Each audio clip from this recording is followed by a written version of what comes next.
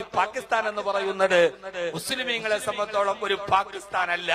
നമ്മളെ സംബന്ധിച്ചോളം പാകിസ്ഥാൻ ഒരു വിശുദ്ധിയില്ല. പാകിസ്ഥാൻ എന്നതിന്റെ അർത്ഥം പാകിസ്ഥാൻ വിശുദ്ധ ഭൂമി. ഇന്ത്യൻ മുസ്ലിമീങ്ങൾക്ക് കാശ്മീരിന്റെ സിയാച്ചിൻ മലനിരകളുടെ അതിർത്തികൾക്കപ്പുറത്തേക്ക് പാകിസ്ഥാനിൽ ഒരു വിശുദ്ധ ഭൂമിയുമായി മുസ്ലിമീങ്ങൾക്കില്ല. മുസ്ലിമീങ്ങൾക്ക് ഒരു വിശുദ്ധ ഭൂമിയുണ്ട്. അത് മക്കയാണ്, അത് മദീനയാണ്, അത് ബൈത്തുൽ മുഖദ്ദസ് ആണ്.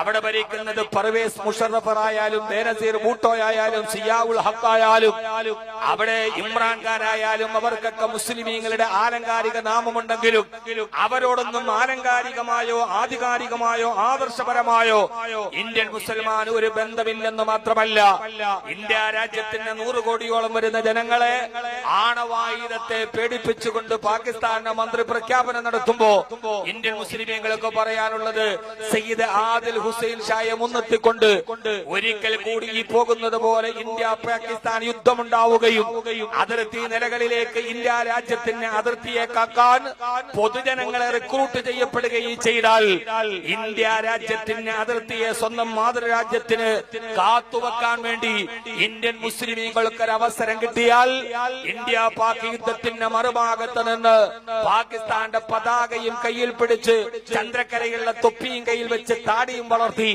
AK-47 തോക്കുമായി പാകിസ്ഥാൻ പട്ടാളം കൂലു തക്ബീർ എന്ന് വിളിച്ചുകൊണ്ട് ഇന്ത്യയുടെ നേരെ ആക്രമണത്തിന് വന്നാൽ ആ സമയത്തതിന് മറുപടി കൊടുത്ത് അല്ലാഹു അക്ബർ എന്ന് പറഞ്ഞ് ഇന്ത്യയുടെ ത്രിവർണ്ണ പതാകയും പിടിച്ച് ഇന്ത്യയുടെ വസ്ത്രം ധരിച്ചുകൊണ്ട് അവർക്കെതിരെ നിറയൊടിച്ച് പോരാടാൻ ഒരു അവസരം കിട്ടിയാൽ ഇന്ത്യൻ മുസ്ലിമീങ്ങൾ അതിന് തയ്യാറാവുകയും അത് തങ്ങളുടെ രാജ്യത്തിന് വേണ്ടിയുള്ള ഒരു കടപ്പാടായി സ്വീകരിക്കുകയും ചെയ്യുന്ന മാനസികാവസ്ഥയാണ് ഇന്ത്യൻ മുസ്ലിമീങ്ങൾക്കുള്ളത്.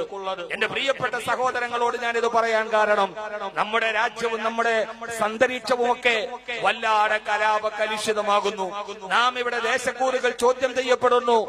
ഈ സംഭവത്തിന്റെ പശ്ചാത്തലത്തിൽ ഇരുട്ടിന്റെ ശക്തികൾ ഈ സമൂഹത്തിനെതിരെ വാളോങ്ങുന്നു, കേട്ടാറടക്കുന്ന തെറിയഭിഷേകം നടത്തുന്നു, നമ്മുടെ അഭിമാനത്തെ ചോദ്യം ചെയ്യുന്നു, ദേശസ്നേഹത്തെ ചോദ്യം ചെയ്യുന്നു. ആ സമയത്ത് ഒരു ഭാഗത്ത് സാമൂഹികപരമായ തകർച്ചകളുടെ നടുവിൽ നിൽക്കുമ്പോഴും മറുഭാഗത്ത് ഗാർഹികമായി സാമൂഹികമായി സാമുദായികമായി ഈ രാഷ്ട്രീയപരമായി വലിയ പ്രയാസങ്ങളിലൂടെ നമ്മൾ നടന്നു പോകുമ്പോഴും